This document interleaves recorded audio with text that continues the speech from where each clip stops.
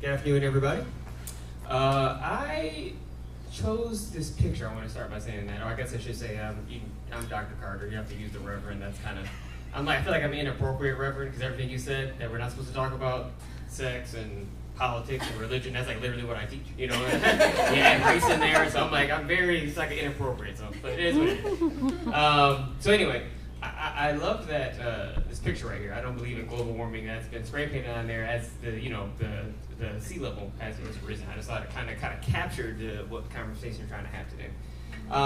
As was mentioned earlier on, a lot of what the resistance you might find from folks can tend to be presented in a kind of religious ideology, typically conservative Christians, but often argues rooted in some kind of political ideologies as well. And this is going to not necessarily disagree with some of the things that Michelle said, but it's going to kind of complement and talk about essentially the ways in which, I guess, agree with the things that you were able to do with the local conservative folks, right? Like there's certain ways you have to have these kinds of conversations with people who have a different kind of political understanding. So I'm going to talk about the theological, sociological issues that come up with people, and how might you go about having these conversations. So, climate change, Christian climate change deniers, who are they? Typically, your typical Christian conservative climate change denier is going to be white, conservative, and male. That typically is it. That doesn't mean it's, not women, but I'm just saying this is typically on average who are the people who are going to be a little bit more resistant to this kind of information. So this polling, this data says 3 in 10 adults don't believe that human activity causes global climate change, but 6 in 10 white men. And so this is just in general, right? And so this is kind of where we're at. We're talking about dealing with numbers in terms of who are we talking to. And I think having an idea who we're talking to kind of makes sense. It kind of helps us understand how to go about having this conversation. So why do they deny climate change? Why do people, from a theological perspective, deny climate change? In part, people invoke a kind of Christian ideology, I would argue, in a sense, because they have been able to read their biblical text or read a certain theology into justifying their kind of existence, into justifying the way in which they go about living in the world, right? And so the ideas of climate change, the idea of having to change how they go about living or change what they believe feels fundamentally threatening to who they are and who they believe they're becoming. And so this is where I say it's Christian beliefs, and I would argue that it's shrouded in political ideology. So there's nothing, obviously, the Bible, Christian text was, roughly written, depending on the part, anywhere from 2,000 to 3,000 years ago, roughly, being very broad speaking here. And so there's nothing in the Bible about climate change, in case you were wondering. Like, there's literally nothing in there, because this wasn't an issue they were concerned about, right? And so people can take the text and say, well, God has control, or you have the meme that Jesus is crying, which is just totally hilarious. This is what's causing sea levels to rise because the sin in the world is making Jesus God. I can just hear this evangelical preacher saying this kind of thing. So obviously we know that's not the case, but this is the kind of things people say to make themselves feel comfortable with their own kind of insecurities that they're dealing with and struggling with. And again, I say it's wrapped in political ideologies because these people tend to also hold certain political beliefs that would require them to want to maintain the status quo, right? So this goes to the next point. A perceived threat against the socioeconomic status quo. So if you're telling someone, right, that, hey, this thing we're talking about climate change, that's actually kind of happening, and that we're going to have to change how we go about living our lives, if you feel as though you live a certain kind of privileged life, one could feel that and hear that as, well, you're telling me I have to change how I live. I don't think that's fair because other people get a chance to have nicer things than I do, and you tell me I have to give up the stuff that I just got, that I worked really, really hard to get, right? And so there's a part of me that wants to be very empathetic, I'm going to talk about that later on, to that concern, right? That's a legitimate concern, right? There are people who've had to work really hard to get what they have and to be where they are, and if they feel as though these policies are going to threaten them, that fear that they have is genuine and real. And so I don't want to deny it. We don't want to pretend that it's not there because it is genuine and it's real because it's real for them, right? Even though that's not what we're saying, we're not saying they're going to have to, we are saying they have to change, but it doesn't mean it's going to require them to change their socioeconomic status.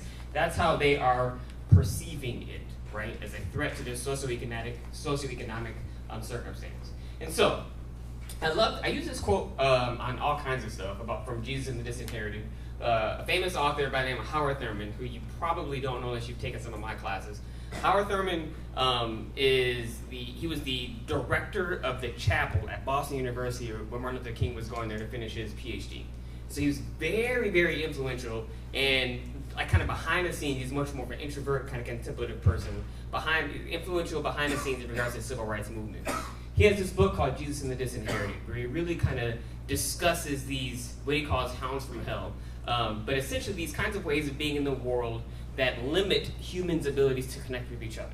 And one of the ones he talks about is fear. He says fear, deception, and hate are the three, but fear I found to be really appropriate for this particular kind of conversation. He writes, for people in positions of power, fear insulates the conscience against a sense of wrongdoing, right? If you are afraid, it enables one to justify all manner of things to protect yourself, right? Because you think, well, I had to do it because I felt threatened. How often have we heard that kind of language wrapped up in a lot of the violence that we have happening right now when it relates to police, right? Or the violence we see happening as it relates to even justifying war. This idea of feeling threatened. So when one feels threatened, one reacts to protect themselves. And so, if we have this kind of fear that insulates the conscience against wrongdoing, what we have to do is help people not be afraid. And so, again, the issue is, they believe that if policies were in place to address climate change, they believe that there will be nothing to protect them from losing their lifestyle. You know, and so I have family that's in Michigan, that's really where I'm from, and Louisiana.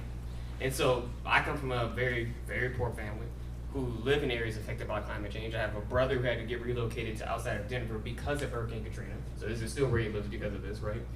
And so there is this reality, I would say, with conservatives in Louisiana where they believe in climate change because they're losing land, right? And so this is where, unless it's affecting you, you can wrap this kind of, and you're not actually dealing with it on a day-to-day basis, the fear of what it might cost you is greater than the actual reality of what it might cost you. So, how do we go about having these conversations, helping people kind of engaging with someone that is afraid, right? How do we have these kind of conversations? Now, I'm going to do a very quick walkthrough of some steps I teach my students to how to have conversations. Obviously, I have enough time to do something I do in 3 weeks, but one of the things that I emphasize is this idea of being grounded, understanding how to have a conversation with someone, being aware of what's going on within you first, right? And I think that to have these conversations, I guess I should point out, to me, they have to be grounded in compassion. Compassion and empathy. I was empathic compassion for someone who is afraid, for someone who's afraid of having their lifestyle is going to be adjusted. They're afraid that they're going to lose some kind of economic security. They're afraid that, whatever it is in life that's going to change, and they don't know what the future is going to look like. And they would rather keep the way things are now, the way they are, than worry about what the future is going to be like. Well, if I can keep just this, I know this is going to be okay for my kids, right? And so they would just do anything they can to preserve that. And so the issue we have is how do we help them overcome that kind of fear? And I believe that engaging them in a compassionate stance gives us a space to be empathetic to where they are, and also encourage them and open them up to the possibilities of change, of imagining an alternative future, right? And so what do I mean by compassion? Compassion is simply being moved in our depths by another's experience and responding in ways that intend either to ease the suffering or to promote the flourishing within that person, right? Being moved in our depths. So when you engage in a conversation with someone who is a climate change denier, often we come to this conversation, I'm going to talk about this in a little bit, we come to this conversation defensive. We're already upset that we even have it. Right? We have to we're like, why do we have to talk about something? You should know this exists, right? So we already come in kind of angry and kind of defensive and not necessarily wanting to engage them. And so what I'm inviting you to do is actually have a different mindset, right? To ask yourself, to place yourself in their particular position and say, how must it feel to be so afraid, right, of what the future might be, that you literally want to deny something 97% of people agree with? And I want to talk a little bit more about the debates, the faux debates we have too, because I have so many notes on what you said, but anyway, I just wanted to say that. So one of the things that I think we have to do engage in these conversations, before we talk about the other, is we have to be grounded ourselves, right? We have to be grounded to engage with someone who we know is probably going to make us upset, who's going to say some things that are kind of uninformed and probably kind of dumb, right? But we still want to engage them because we have compassion for them and we want to actually see this process through. And so when conversations go wrong, we're often hijacked by our emotions, meaning that we can start a conversation with the best of intentions. We're like, okay, well, I know they don't believe it, but let me just see if we can just talk and see how things go. But somewhere along the way, sometimes early on, you just get hijacked with your frustration and anger and your own resentment towards that person, and those kind of emotions kind of go all over the place. And so what I want to do is talk a little bit about have an example of what I mean by getting hijacked by our emotions. So let me flip out of this. So I'm going to play 1 minute of a song. If you haven't heard of Gary Clark Jr. before, he's amazing. So so this is your entree into some amazing music. I'm just going to say that. So just what I want you to do is listen to the song just for about a minute. And I'm going to ask you after we finish just what you heard. I'm going to ask you what you heard in the song, right?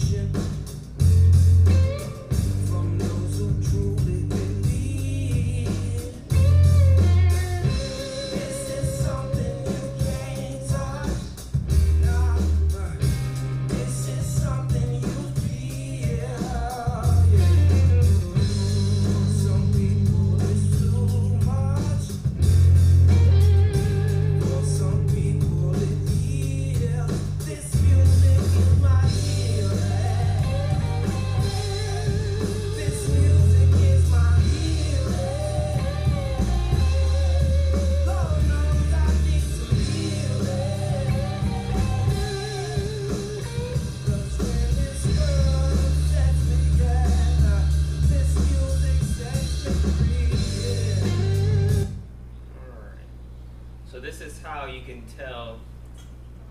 Okay, so I'm going to do this one. Yep, there we go.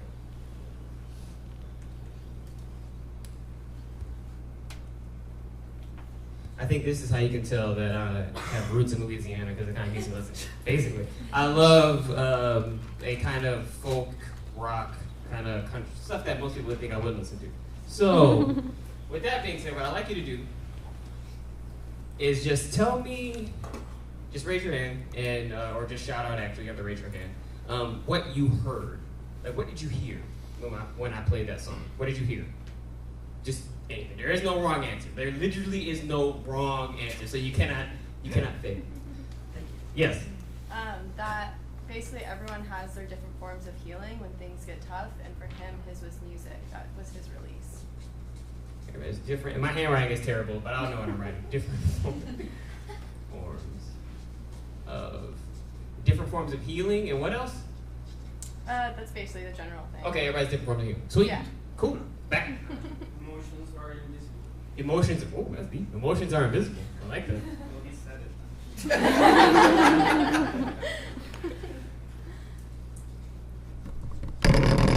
it. All right. Who else? Having devotion for something unbelievable. Devotion. Music was his outlet? Music was his outlet, okay. What else? What else do we hear in that song? my release. Release. Yes, not to be judged. Not to be judged.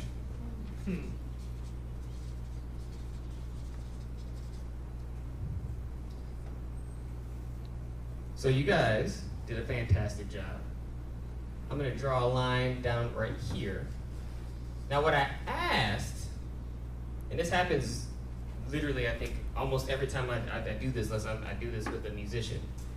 I asked what you heard. And what you guys all responded with is answers about what you felt, right?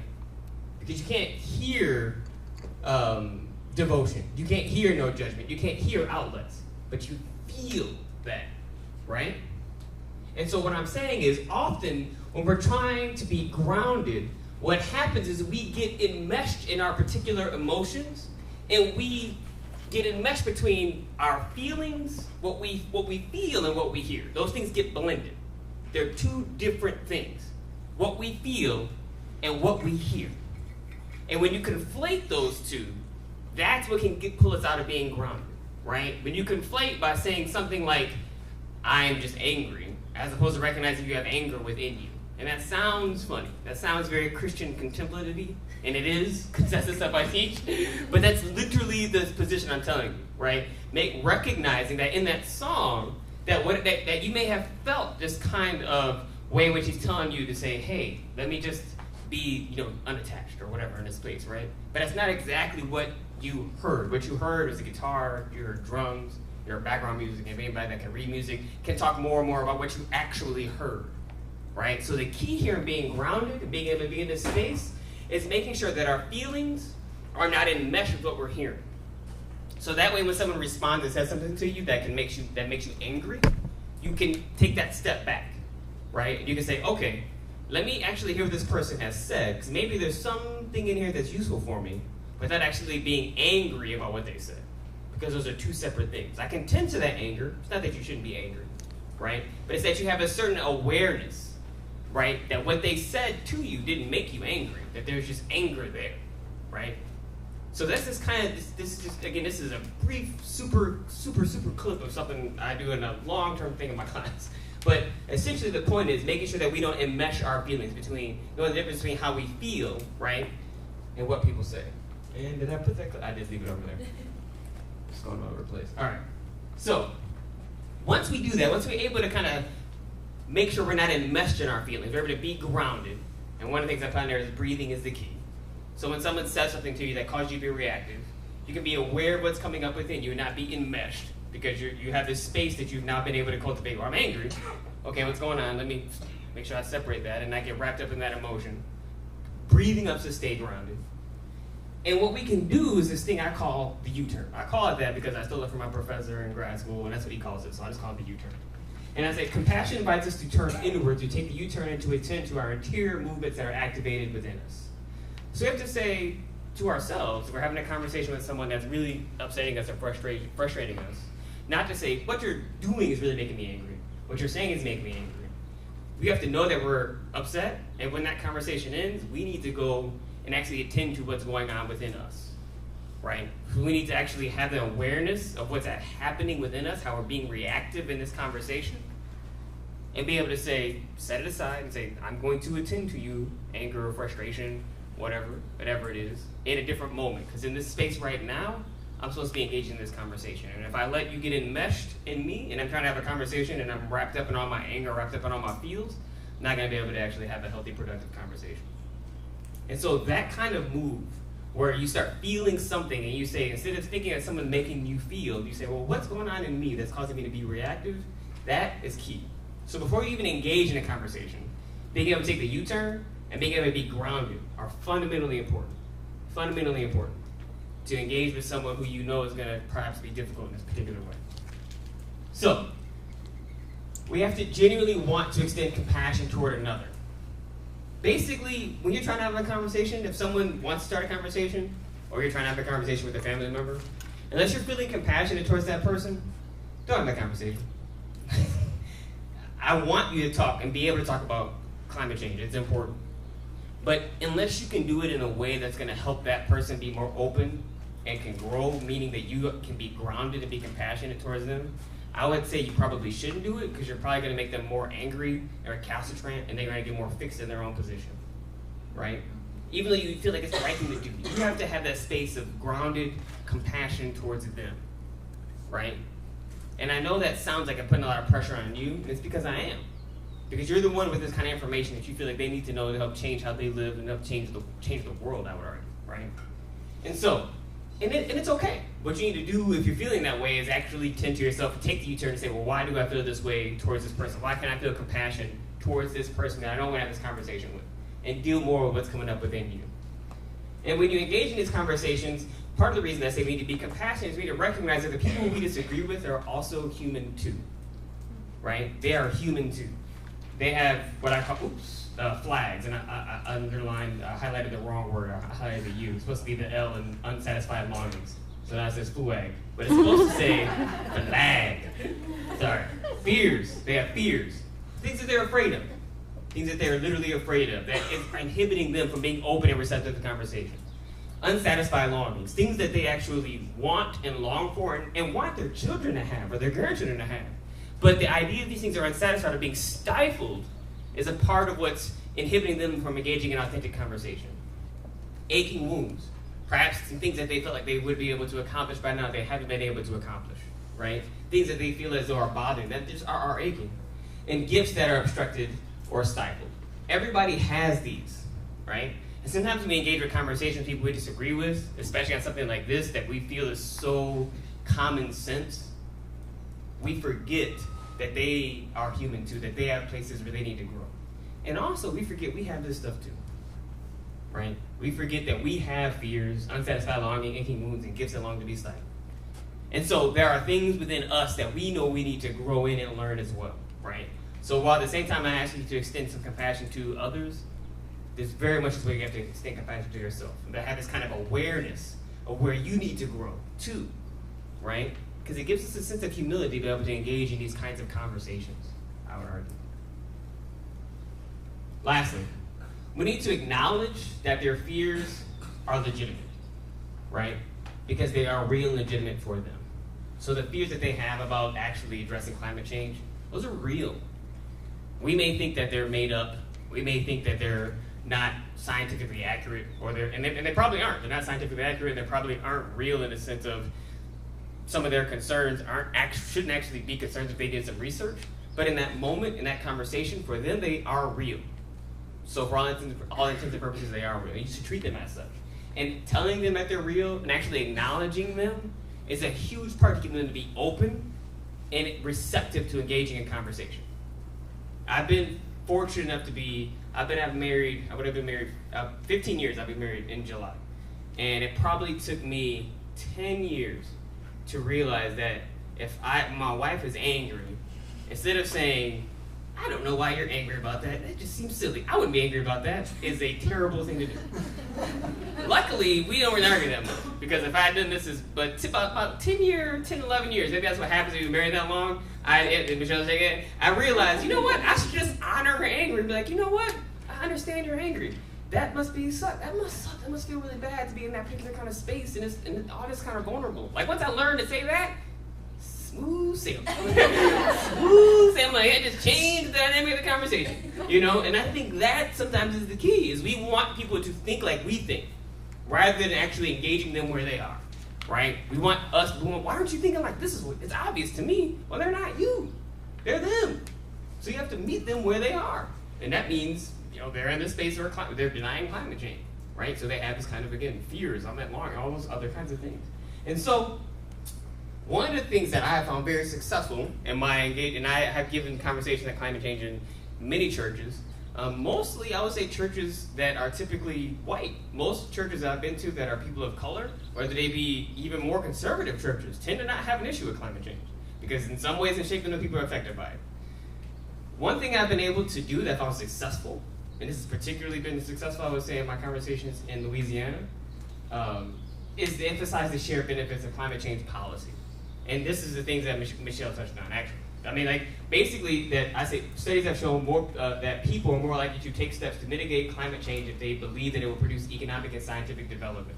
If you can show them that the things that they're afraid of in terms of losing jobs, you know, and how it's going to hurt them economically actually aren't true, and that it actually spurs economic development, and it can create jobs, which is like, you know, one of the new buzzwords in that kind of conservative circles. People are like, oh, like this is actually something that can help the economy, the local economy grow. People get much more interested in it. They're much more engaged in it because they can see it. Then, at this point, you're not arguing climate change policy, right? You're actually compassionately engaging some of their concerns. You're not telling them they need to believe in science, because whether or not they believe in the science at this point doesn't matter if they change their behavior, right? Secondly, arguing that innovation and alternative energy sources would lead to creation of jobs doesn't necessarily require convincing someone, again, the harmful impact of climate change. The last thing I'll say is to remember when you're engaging in these conversations to stay grounded and take the U-turn. Because often we can sometimes feel that things are going well and somebody will say something that can cause us to be reactive. And so in that moment, again, it's that kind of cultivating that kind of awareness. So I'm saying learning the difference between what you feel and what you hear, right? So we actually can hear their authentic concern rather than enmeshing the reactivity that we have about what they said, right? Not blending those two so we can still engage in that conversation. And I want to be clear, again, I'm not saying that those feelings don't matter, that your anger doesn't matter. But what I am saying is it's probably not the most appropriate time to tend to that anger or that resentment or that frustration during that conversation. It's probably much more appropriate to actually tend to it after you're finished, if your goal is to convince this other person to change. So, that's my presentation. Thank you.